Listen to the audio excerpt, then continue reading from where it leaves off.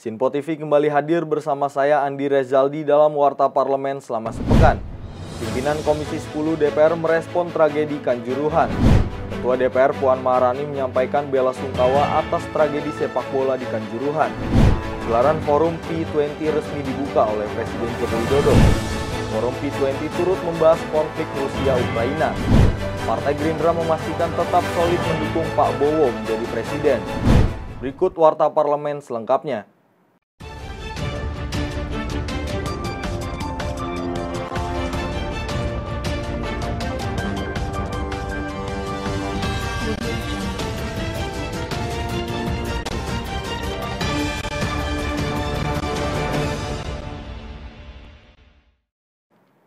Pimpinan Komisi 10 DPR Saiful Huda turut merespon tragedi sepak bola di Kanjuruhan, Malang, Jawa Timur yang menewaskan ratusan supporter. Saiful Huda mendesak harus ada pihak yang bertanggung jawab atas tragedi tersebut.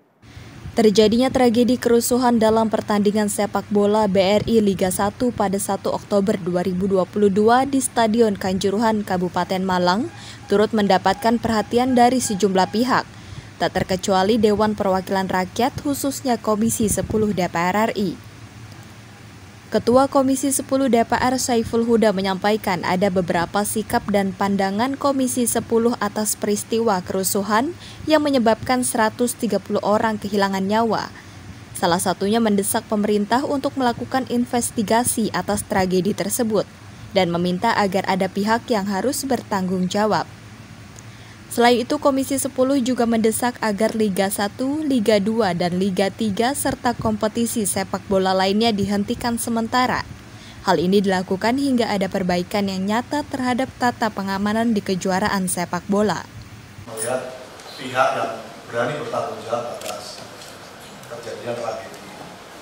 Nah, karena belum ada yang bertanggung jawab, sepenuhnya nanti tim investigasi yang paling tidak yang memastikan bahwa ada kesalahan dari pihak-pihak dan dia yang harus bertanggung jawab. Jadi dalam undang-undang olahraga yang baru memberikan kewenangan penuh bahwa setiap penyelenggaraan harus ada penanggung jawab. Dan ketika ada masalah, semestinya pihak yang bertanggung jawab itu yang harus secara gentleman mengakui bahwa ada tragedi ini dan dia harus bertanggung jawab. Nah, karena sampai ini belum ada dan biasanya kami menunggu, berarti kita harus publik, keluarga korban harus menunggu sampai tim investigasi memastikan siapa yang harus bertanggung jawab atas tragedi meninggalnya 125 orang.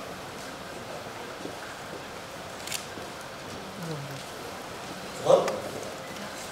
Izin Firda dari Detikcom tanya soal Menpora ini kan jadi sorotan juga ya terkait insiden ini, terlebih Pak Amali juga menyampaikan menyinggung soal semoga nggak di-ban sama FIFA gitu di tengah tragedi ini. Dia malah mementingkan, menurut masyarakat malah kepentingan FIFA ketimbang empati gitu. Nah, dari Komisi 10 bagaimana gitu, ada dorongan nggak bahkan mempertimbangkan mencopot Menpora dicopot atau seperti apa gitu Pak? Terkait dengan itu termasuk yang mungkin nanti kita akan dalami mulai besok. Jadi mohon maaf, agenda kita mengundang para pihak itu akan kita mulai besok jam 13. Semua isu yang terkait dengan itu akan kami dalami dalam rapat dari para pihak yang akan kami undang mulai besok. Kami merencanakan agenda ini kita mulai dari besok tanggal 4 dan 13 sampai dengan sesuai kebutuhan, mungkin bisa sehari, bisa 2 hari, bisa 3 hari. Melihat perkembangan nanti dalam rapat kami. Cukup? Pak izin Dewi Kira dari ini kan sebentar lagi reses, bakal dibahas juga saat reses atau? Ya, tadi statement kami akan kami pakai reses ini. Kita akan menggunakan masa reses ini dalam rangka untuk bikin rapat-rapat seizin pimpinan. Oke ya, nanti rilisnya kami bagiin ya. Oke, makasih. Assalamualaikum warahmatullahi wabarakatuh. Dari Jakarta, Sri Dewi Andayani, Dava Rizkiano melaporkan untuk Sinpo TV. Anggota DPR fraksi PDI Perjuangan, Johan Budi Sabto Pribowo mendorong pemerintah untuk mengusut tuntas peristiwa kerusuhan di Stadion Kanjuruhan, Malang, Jawa Timur. Anggota Komisi 3 fraksi PDI Perjuangan, Johan Budi turut menyampaikan bela sungkawa atas insiden tewasnya 183 orang supporter dalam laga Arema versus Persebaya di Stadion Kanjuruhan, Malang, Jawa Timur. Johan Budi pun mendorong pemerintah untuk mengusut tuntas peristiwa ini agar segera mendapatkan titik terang mengenai pihak mana yang dapat dinyatakan bersalah dan bertanggung jawab atas tragedi tersebut. Dirinya juga menegaskan agar tim independen pencari fakta yang dibentuk pemerintah atas tragedi di Stadion Kanjuruhan dapat membawa hasil yang signifikan, bukan hanya sekedar evaluasi. Menurut saya harus menghasilkan, ya, sekali lagi, jangan hanya evaluasi saja, tetapi dari 3 tadi yang saya sampaikan perlu ada hasil yang pertama. Mana yang salah? Ya, dalam konteks kemarin, kalau perlu ada kesalahan itu bisa dipidanakan, pidanakan. Yang kedua, dari hasil evaluasi tersebut juga harus menghasilkan hal-hal yang berkaitan dengan perbaikan, ya, terhadap penyelenggaraan, apakah itu kompetisi di Liga Utama, Liga 1, 2, dan lain sebagainya. Perlu dilakukan evaluasi secara menyeluruh yang kemudian harus menghasilkan aturan-aturan yang bisa dipatuhi oleh semua pihak, ya, termasuk. Dari Jakarta, Sri Dewi Andayani, Davarizkiano melaporkan untuk Sinpo TV. Partai Kebangkitan Bangsa menyampaikan sikap dan pandangan fraksi terkait dengan terjadinya tragedi kerusuhan di Stadion Kanjuruhan, Malang, Jawa Timur yang menyebabkan lebih dari 100 orang meninggal dunia. PKB menyetujuinya untuk dibentuk pansus dalam mengusut tragedi Kanjuruhan. Anggota Komisi 3 fraksi PKB, Heru Widodo menyampaikan, seluruh fraksi di DPR RI telah menyetujui pembentukan pansus untuk menindaklanjuti tragedi di Stadion Kanjuruhan agar dapat diungkap secara terang benderang. PKB mengatakan Komisi 3 dan Komisi 10 DPR RI akan memulai pembentukan pansus DPR RI. Hal tersebut guna mengevaluasi regulasi pertandingan sepak bola yang juga berkaitan dengan aturan FIFA dan panitia pelaksana serta PSSI. Jika seluruh fraksi DPR telah sepakat menandatangani persetujuan pansus, maka dokumen kesepakatan tersebut akan secepatnya diajukan kepada pimpinan DPR RI. Heru mengatakan DPR akan mendorong pengusutan tragedi ini melalui pansus untuk menginvestigasi panitia pelaksana, pemerintah, dan PSSI dalam rangka menentukan akar permasalahan sesuai dengan arahan Presiden Joko Widodo. Pada hari ini tentu kita merasa berbelasungkawa yang sangat mendalam atas kejadian di Kanjuruhan, dan tentu ini perlu kita sikapi secara baik, apalagi ini sudah menyangkut 184 korban jiwa. Tentunya ini menjadi kejadian yang luar biasa, dan tentu dalam sejarah sepak bola kita ini yang paling tinggi korbannya, maka ini harus ada langkah-langkah dan sikap-sikap yang harus kita ambil, terutama lewat DPR RI, fungsi pengawasan. Nah, karena kebetulan tadi di Komisi 10 ini sudah ada rapat memanggil, kalau tidak salah tadi PSSI, kemudian Kemenpora, dan yang lainnya. Kemudian setelah kita konsultasi dan ketemu dengan beberapa teman-teman fraksi, hingga pada akhirnya kita menyepakati bahwa ini akan kita bentuk pansus, supaya ini jelas penanganannya, siapa yang harus bertanggung jawab, karena memang ini melibatkan beberapa unsur dari penyelenggaranya, PSSI, kemudian dari Kemenpora, kemudian dari pihak kepolisian. Nah, saya kira kita juga menunggu ini hasil rapat dari Komisi 10 tadi, karena kebetulan di sini ada sahabat Gaddafi. Saya kira nanti bisa disampaikan apa-apa yang menjadi poin yang harus disampaikan. Hal tadi yang hasil dari rapat di Komisi 10. Salah satunya adalah berkenaan dengan investigasi yang nantinya kita mengharapkan jadinya informasi secara terang benderang. Mudah-mudahan nantinya dengan kolaborasi Komisi 10 dan juga Komisi 3, ini karena menyangkut mitra dari Komisi 3 kepolisian, maka akan semakin mudah dan terang benderang dalam penyelesaian siapa yang akan bertanggung jawab berkenaan dengan tragedi yang terjadi di Kanjuruhan. Kemudian juga kita mengharapkan keluarga yang menjadi korban itu bisa mendapatkan hak seperti layaknya seperti asuransi dan sebagainya. Ini menjadi catatan kepada kita bersama bahwa tragedi ini tidak boleh terjadi lagi. Oleh karena itu kita ingin ini benar-benar investigasi ini bisa terang benderang dan bisa memberikan rasa ya masyarakat itu bisa benar-benar jelas berkenaan dengan tragedi ini. Mungkin itu. Dari Jakarta, Sri Dewi Andayani, Dava Rizkiano melaporkan untuk Sinpo TV. Ketua DPR RI Puan Maharani menyampaikan bela sungkawa atas tragedi yang telah menewaskan ratusan supporter usai pertandingan Liga 1 antara Arema FC versus Persebaya. Puan meminta agar pemerintah melakukan investigasi kejadian secara komprehensif. Ketua DPR RI Puan Maharani turut merespon peristiwa yang terjadi di Kanjuruhan, Malang pada 1 Oktober 2022. Puan menyampaikan bela sungkawa atas tragedi yang telah menewaskan ratusan supporter usai pertandingan Liga 1 antara Arema FC versus Persebaya. Puan lantas mempertanyakan penyebab terjadinya tragedi maut di Kanjuruhan serta meminta kepada pemerintah untuk segera melakukan penyelidikan secara komprehensif. Selain itu, ia juga meminta agar tim gabungan independen yang dibentuk oleh pemerintah dapat menyelidik soal panitia pelaksana yang menyelenggarakan pertandingan pada malam hari, juga soal jumlah tiket penonton yang dicetak melebihi kapasitas Stadion Kanjuruhan. Pertama-tama saya ingin mengucapkan ikut berbelasungkawa atas tragedi yang terjadi di Stadion Kanjuruhan Malang, Jawa Timur, kepada semua korban yang wafat.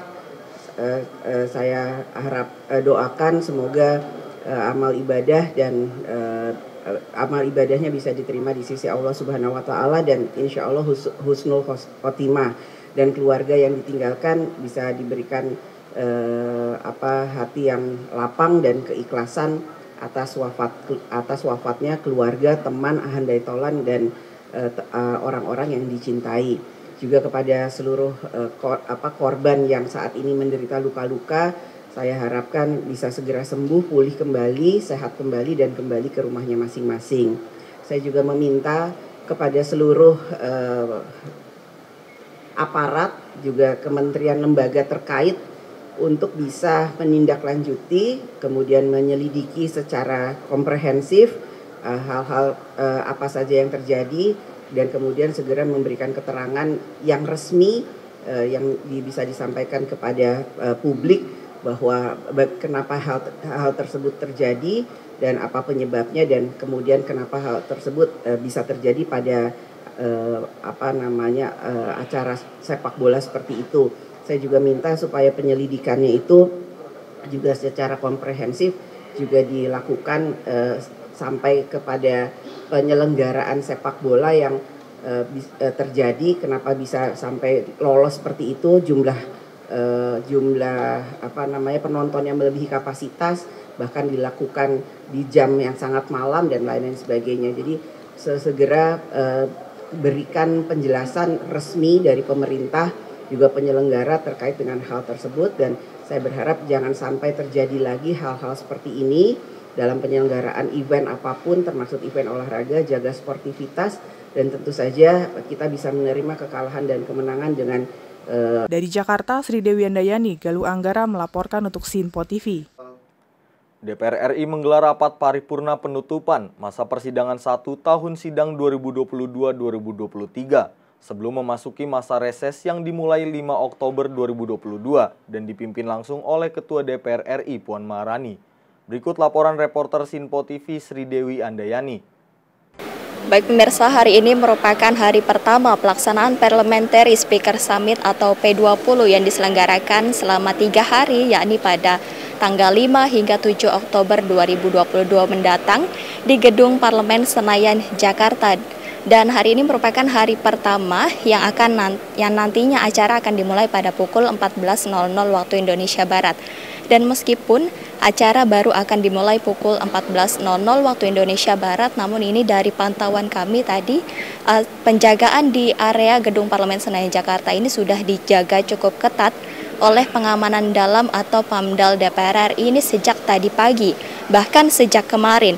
Dan seperti di area halaman di depan Gedung Nusantara 3 ini, biasanya terlihat beberapa mobil dari staf-staf khusus yang terparkir, namun kali ini hanya terlihat beberapa mobil dari pimpinan DPR RI saja yang terparkir di area tersebut.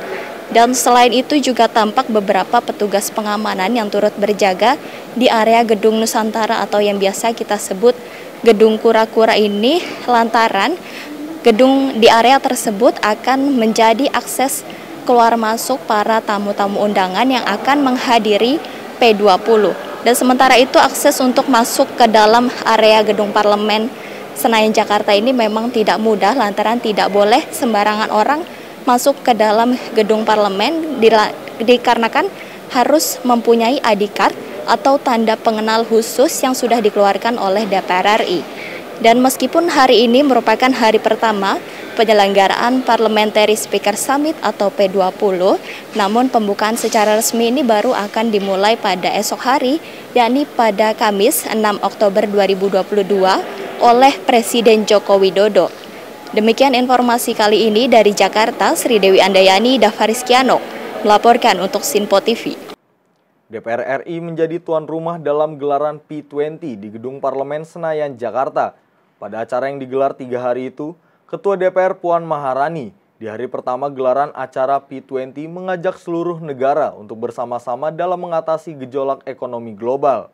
Ketua DPR Puan Maharani mengajak parlemen seluruh dunia untuk bersama-sama mengatasi gejolak ekonomi global. Dirinya menilai upaya multilateralisme dibutuhkan untuk mengantisipasi resesi ekonomi yang saat ini tengah mengancam dunia. Pasalnya multilateralisme sangat dibutuhkan untuk membangun kerjasama antar negara yang efektif.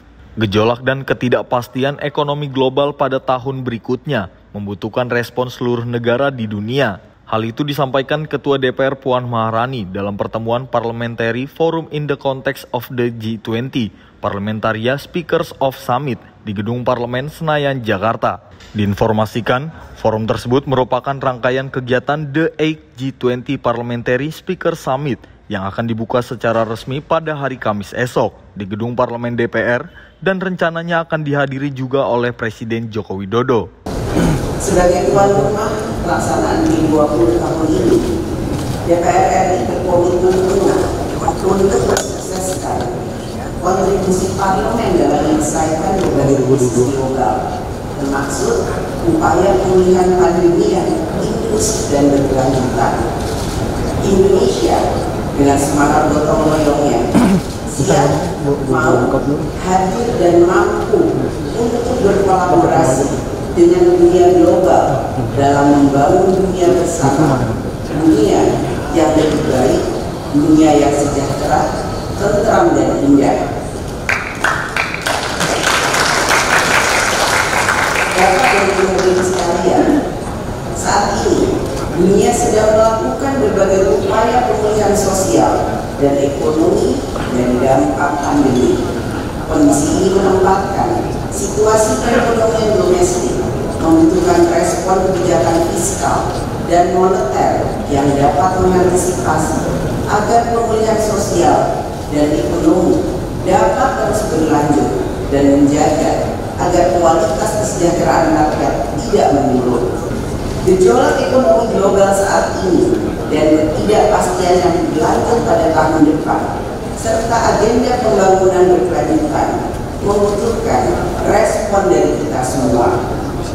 Kehadiran kita dalam pertemuan P20 adalah untuk membangun komitmen kerja bersama dalam merespon gejolak dan tantangan global tersebut. Kekuatan parlemen P20 adalah dalam mewakili suara rakyat untuk memberikan legitimasi atas upaya pemerintah menjalankan komitmen kebijakan luar negeri dan kerjasama antar negara. Legitimasi parlemen tersebut akan diarahkan untuk menyelamatkan kehidupan masyarakat global yang lebih baik. Dari Jakarta, Andi Rezaldi Depananda melaporkan untuk Sinpo TV. Gelaran P20 dilaksanakan pada tanggal 5 hingga 7 Oktober 2022 dan turut membahas konflik antara negara Ukraina dan Rusia. Hubungan panas antara negara Ukraina dengan Rusia rencananya akan dibahas di forum P20 yang akan resmi dibuka pada hari ini oleh Presiden Joko Widodo. Ketua Badan Kerjasama Antar Parlemen DPR Fadlizon mengatakan bahwa Indonesia akan membuka dialog dan mencari solusi walaupun hal itu tidak akan mudah. Namun hal itu menunjukkan bahwa Indonesia peduli dan mempunyai inisiasi, terutama di dalam forum parlemen yang memiliki legitimasi dari rakyat dan lebih fleksibel dalam berdialog. Dirinya memprediksi perdebatan dalam pembahasan isu tersebut kemungkinan tidak bisa dihindarkan dan hal itu biasa. Karena mengenai Ukraina kita undang karena Ukraina bukan bagian dari G20, tapi dia menjadi guest of the host ya. Menjadi tamu dari tuan rumah bersama ada 16 negara lain sebagaimana juga dilakukan oleh pemerintah juga mengundang kita ingin mengajak dialog dan mencari penyelesaian ya walaupun mungkin tidak semudah itu tetapi gesture itu menunjukkan bahwa kita care bahwa kita ini sangat peduli dan kita berharap ada semacam inisiasi untuk dialog terutama di antara parlemen ini kan kelebihannya punya legitimasi dari rakyat, punya fleksibilitas di dalam dialog dan diplomasi, agak berbeda dengan pemerintah yang dianggap agak rigid gitu ya. Kita harapkan ada itu sebenarnya, tapi belum kelihatan ya karena paling nanti di dalam dokumen-dokumen perdebatan itu ada.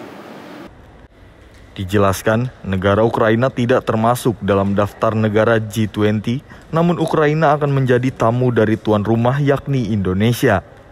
Dari Jakarta, Andi Rezaldi, Depananda melaporkan untuk Sinpo TV. Forum P20 resmi dibuka oleh Presiden Joko Widodo di Gedung Parlemen DPR RI. Berikut laporan reporter Sinpo TV, Sri Dewi Andayani. Pemirsa, hari ini Presiden Joko Widodo turut hadir dalam rangka pembukaan Parliamentary Speaker Summit atau P20 yang dilaksanakan di Gedung Parlemen Senayan, Jakarta. Dan tadi Presiden Joko Widodo diperkirakan tiba sekitar pukul 13.38 waktu Indonesia Barat dan disambut oleh Sekretaris Jenderal DPR RI yakni Indra Iskandar.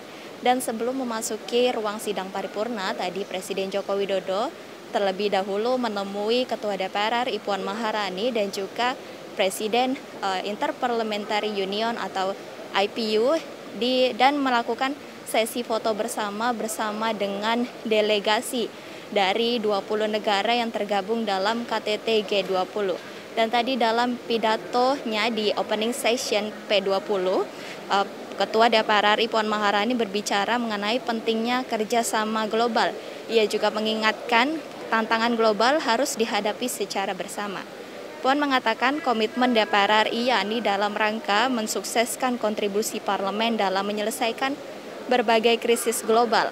Selain itu, P20 juga bertujuan untuk meningkatkan koordinasi antar parlemen untuk dapat mewujudkan tujuan dari negara G20 dalam rangka mencapai kestabilitasan perekonomian global. Dan sementara itu dalam pidato pembukaan Presiden Joko Widodo, tadi Presiden turut mengajak parlemen global untuk dapat menjadi bagian dari solusi, berperan sebagai jembatan, membawa misi perdamaian, membangun dialog dan membangun perundingan, mengedepankan kebersamaan serta menghindari perpecahan. Jokowi juga berharap forum parlemen G20 merupakan ajang yang tepat untuk membangun kebersamaan dengan rakyat, membangun kebersamaan lintas negara, membangun perdamaian dunia serta bekerja bersama untuk memecahkan masalah-masalah kemanusiaan dan membangun dunia yang lebih makmur berkeadilan. Dan usai melakukan pidato opening session Parlemen G20, tadi Presiden Joko Widodo kemudian melanjutkan pemukulan gong dengan didampingi oleh Ketua DPR RI Puan Maharani dan juga Presiden Interparliamentary Union atau Presiden IPU. Demikian informasi kali ini. Dari Jakarta, Sri Dewi Andayani, Davarizkiano melaporkan untuk Sinpo TV. Merespon diusungnya Anies Baswedan oleh Partai Nasdem, Ketua Harian DPP Gerindra Sufmi Dasko Ahmad menyatakan bahwa pihaknya menghormati keputusan Partai Nasdem itu. Ketua Harian Gerindra Sufmi Dasko Ahmad menilai deklarasi itu sepenuhnya hak Nasdem sebagai partai politik. Dirinya menyampaikan selamat pada Partai Nasdem dan mengajak berkompetisi secara sehat di Pilpres 2024. Ya, itu kan soal pencapresan itu kan adalah hak partai politik. Dan dalam demokrasi ini tentunya partai politik sah-sah saja mencapreskan capres yang diinginkan. Ya, untuk Partai Nasdem kami ucapkan selamat karena telah mempunyai capres. Mari kita kemudian berkompetisi secara sehat. Dari Jakarta, Sri Dewi Andayani, Galuh Anggara melaporkan untuk Sinpo TV. Wakil Ketua Umum Partai Gerindra Fadlizon memastikan bahwa partainya tetap solid mendukung Ketua Umum Gerindra Prabowo Subianto atau Pak Bowo sebagai capres di 2024. Partai Gerindra memastikan tetap solid mengusung Ketua Umum Partai Gerindra Prabowo Subianto atau Pak Bowo sebagai calon presiden untuk pemilu 2024. Hal itu disampaikan oleh Wakil Ketua Umum Partai Gerindra Fadlizon merespon pengusungan Anies Baswedan sebagai capres dari Partai Nasdem untuk kontestasi 2024. Dirinya menuturkan setiap partai politik memiliki perhitungan tersendiri dalam menentukan sosok yang akan dicalonkan untuk pemilu 2024. Fadli mengatakan bahwa dirinya menghargai keputusan Partai Nasdem yang mengusung Anies Baswedan sebagai calon presiden. Menurutnya apa yang dilakukan Partai Nasdem menunjukkan dinamika politik yang sehat dan baik untuk demokrasi di Indonesia. Ya kalau menurut saya sih langkah ini adalah langkah yang positif bagi demokrasi kita. Kita harus apresiasi dan harus hargai. Setiap partai politik pasti punya hitung-hitungan, punya target, dan punya semacam strategi dan taktik gitu lah ya. Dan saya melihat bahwa ini adalah bagian dari dinamika politik yang sehat gitu. Jadi memang kami di Gerindra kan juga sudah mencalonkan Pak Prabowo sebagai calon. Dari Nasdem, Pak Anies. Kalau nggak salah ada juga yang mencalonkan Pak Ganjar itu dari mana itu ya, dan PSI ya, dari PSI ya. Nah kemudian mungkin yang lain menyusul gitu ya. Saya kira itu akan sehat, bagus bagi demokrasi kita. Sebelumnya Partai Nasdem resmi mendeklarasikan Anies Baswedan menjadi calon presiden untuk pemilu 2024. Hal itu diumumkan langsung oleh Ketua Umum Partai Nasdem Surya Paloh di Nasdem Tower, Jakarta beberapa waktu lalu. Dari Jakarta, Andi Rezaldi Depananda melaporkan untuk Sinpo TV. Demikian Warta Parlemen selama sepekan. Tetap saksikan berita terkini di Sinpo TV, Sinpo ID, dan media sosial Sinpo lainnya. Saya Andi Rezaldi beserta kru yang bertugas pamit undur diri. Selamat berakhir pekan dan sampai jumpa.